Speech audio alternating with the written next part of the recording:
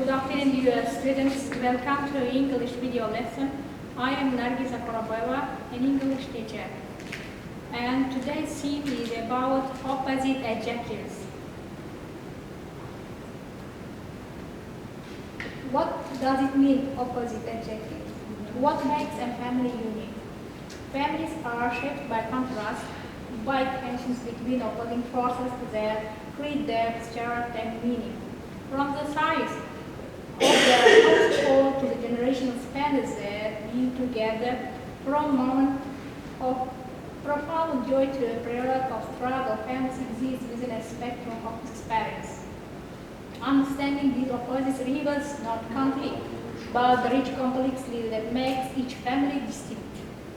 This representation explores 10 complementary contrasts that illuminate family dynamics across cultures, generations, and circumstances. Bu mavzumizda mana oilani uyushtiradigan qarama-qarshi sifatlardan foydalanamiz.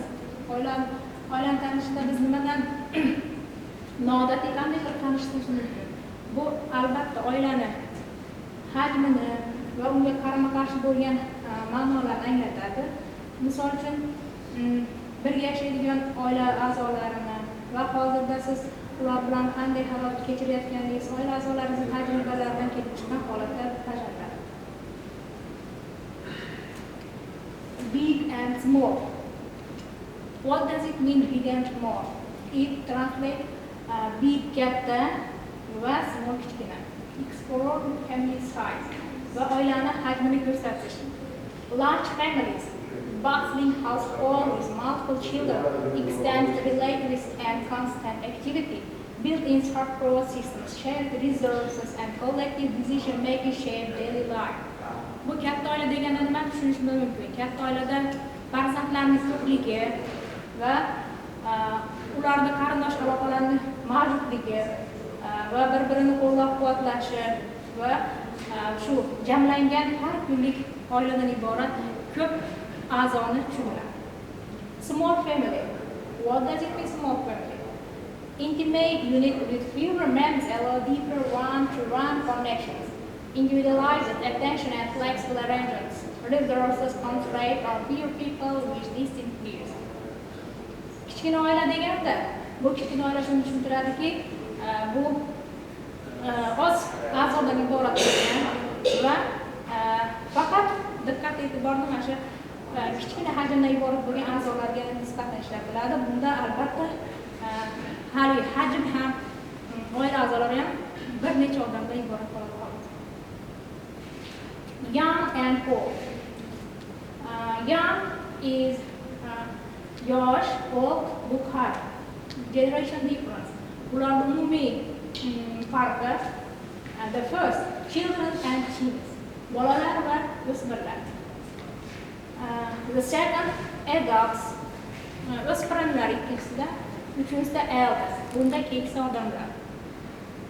Children and teensda energy, curiosity, adaptability and emerging perspectives shape family dynamic with enthusiasm and questioning.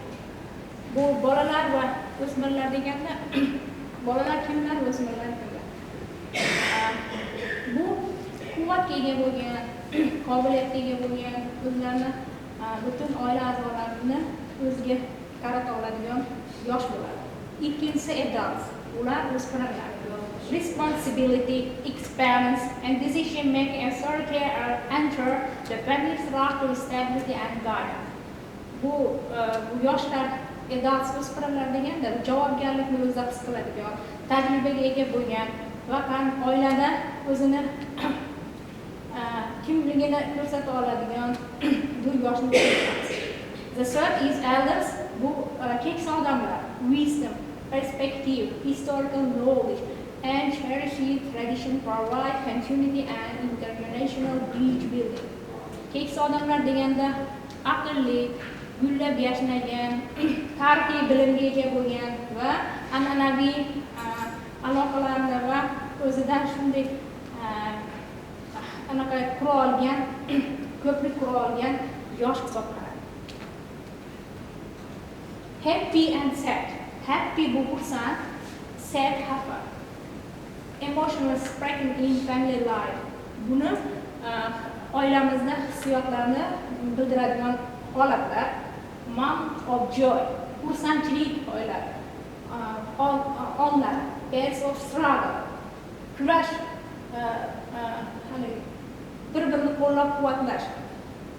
Moments of joy, celebrations and milestones, shared laughter and connection, pride in achievements, simple everyday pleasures. Va tadbirlar va bayramlar nishonlash va bir-birini xursandchiliklar, kulgular ulashish, yutuqlardan faxrlanish, har kungi oddiy narsadan ham xursandchilik yaratish.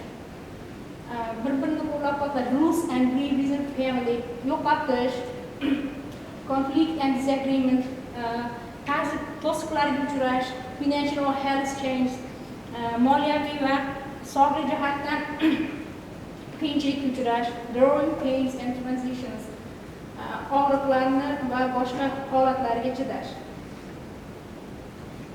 Close and distant. Close bu yopiq, distant masofa, proximity and connections.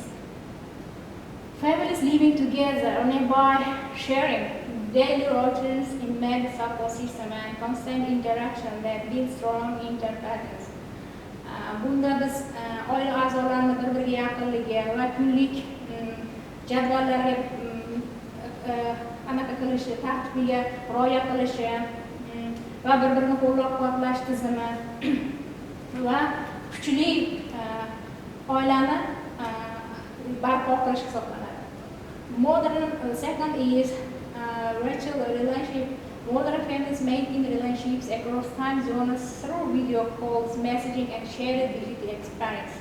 Bunda zamonaviy oilani qo'llab-quvvatlash aloqalari, bunda siz video orqali gaplashishingiz mumkin, ajratishingiz mumkin va siz raqamli biror narsa bilan tajriba almashishingiz mumkin. Geographically spread. Bu geographic yoyilish. Members scattered across regions or continents, connecting through flag and modern technology while making emotional bonds. Oila a'zolarining qaysidir birlari viloyatlarga yoki qit'alarga yoki birorta joyga zamonaviy texnologiya orasida o'zlarini yaqinligini bildirish. Emotionally connected, emotionally bog'lanish. Deep relationship bond exists regardless of physical distance, nurtured through intentional communication and shared values. Bunda biz shuni tushunamizki, bunda jismoniy bu chuqur aloqaga kirish, jismoniy masofa va bunda bir-birimizga o'sha o'zimizni qadr-qimmatimizni ko'rsatish. Traditional and modern, an'anaviy va zamonaviy. Traditional structures, an'anaviy strukturalarga nuclear family models defining gender roles, generational hierarchy and established ritual handed down through time. Bu bunda gender tengligi juda ham katta rol o'ynaydi. Bunda meros va undan qoladigan har kungi tizimlar kerak. Contemporary variations, diverse family forms including blended families, single parents, same-sex couples, chosen family and multi-generational households reflecting modern values. Bu oilaning ajrashishlariga sabab bo'ladigan va yolg'iz ota-onalar, shunga o'xshash juftliklar, tanlangan oila va ko'p oilali oilalar bunga kiradi. Bunda zamonaviy qarashlarga e'tibor beriladi. Flexible roles, collaborative parenting, egalitarian decision making and adaptive approach to work-life balance define children family practice. Bu moslashuvchan rolda bunda biz bir-birimiz ota-ona bilan hamkorlik qiladigan har kungi ishimiz, har kungi hayot tajribalarimiz va oiladagi har kungi mashg'ulotlarimiz kiradi. Strong and weak, kuchli va zaif. Resonant bonds, trust and reliability among members, united during adversity, clear communication channels, shared values and committed mutual support system. Bunga bizdagi oilamizga haqiqatgo'ylik va bir-birimiz a'zolarga ishonch, bir-birimizni maslahatimizni qo'llab-quvvatlash, aniq bir nimaga ega bo'lgan aloqa va bizni qo'llab-quvvatlaydigan qadr-qimmatimizni bir-birimizga bildirish, mehr-oqibatimizni va bir-birimizni oila a'zolari bilan qo'llab-quvvatlash kerak. Fragile relationshipsga unresolved conflicts and hard bir-birini qo'llab-quvvatlamay tazyiqqa uchrash yoki shikastlash, communication breakdowns, aloqalarda sinishi, conflicting loyalties, musobaqalashish, trauma and dysfunction, trauma yoki olish, physical or emotional distance, jismoniy yoki emotsional masofa. Rich and poor, boy va kambag'al. High access to service. Bunda mana yuqorida ko'rsatib turgan xizmatlarimiz shuni baholaydiki, high need limited resource. Eng asosiysi yuqori muhtojlikka ega bo'lgan chegaralangan manbalar. High opportunity, high resource. Yuqori imkoniyat va yuqori manbalarga ega bo'lish. Low opportunity bu past darajadagi imkoniyatlarimizda moderate opportunity, moderate resource. Tarozini tenglik imkoniyatlari va ulardagi manbalar. Low opportunity, chronic stress, bu zaif, kuchsiz imkoniyatlar va stressga olib kelish. Low access to service, economic tools, fundamental shape, family expenditure, housing stability, education opportunities to health care, access and leisure time. Yes, families across all social levels demonstrate love, resources, and meaningful connections. Financial resources influence options, not values. Constraints breed innovation, abundance spans different choices.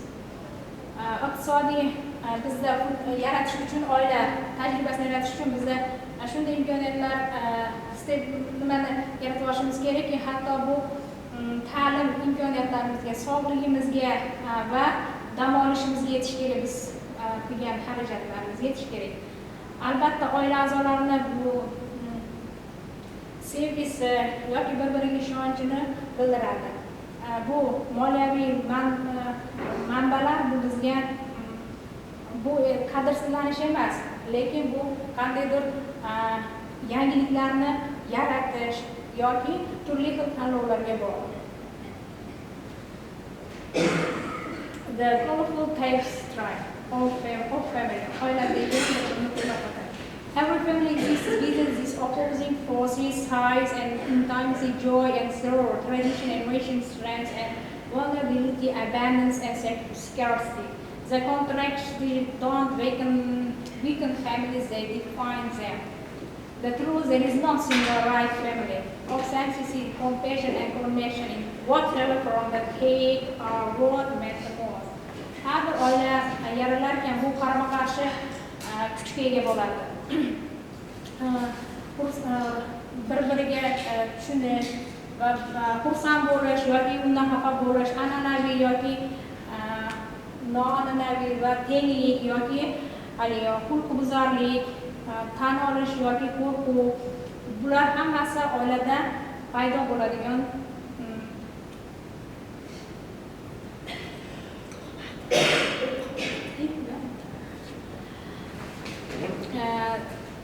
our lesson is our homework is to learn this theme and attention the new brothers and retelling the text.